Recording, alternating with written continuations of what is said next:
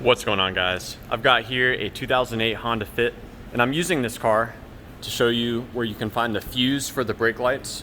I'm also going to show you how you can replace your brake light switch, and I'm also going to show you a common issue that can cause your brake lights to be stuck on.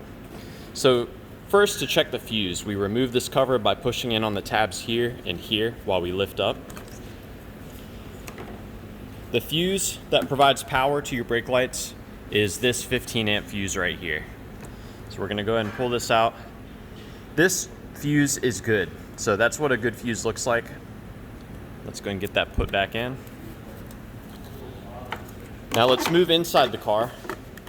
Here I'll show you how to access your brake light switch and also how to check for that issue that can cause your brake lights to be stuck on. So you can see here I've got a brake pedal depressor installed. That's how I was able to get my brake lights to come on at the start of the video. But I'm gonna go ahead and remove this, set it aside. So looking down here, starting at the brake pedal and looking up, you run into a shroud here. So we're gonna have to remove this first to gain access. You can see on the left-hand side, there's this piece here. You just rotate that counterclockwise 90 degrees. You can see it's now loose. And on this side, we just have to pull it down. And you can see there's a clip on this side. So that's how it's retained here. And then you just pull it straight back. So let's go ahead and get that out of the way. Now we can look more underneath. And you can see if we follow our brake pedal up, we find our brake switch right here. So that's your brake light switch, your stop light switch. And if you look carefully, where it attaches to the brake lever, there is like a plastic piece that gets pushed in.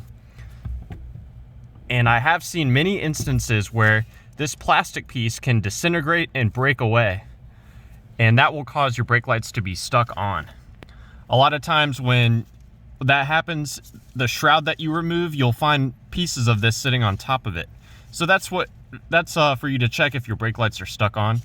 Now, as far as replacing the switch, real easy to remove.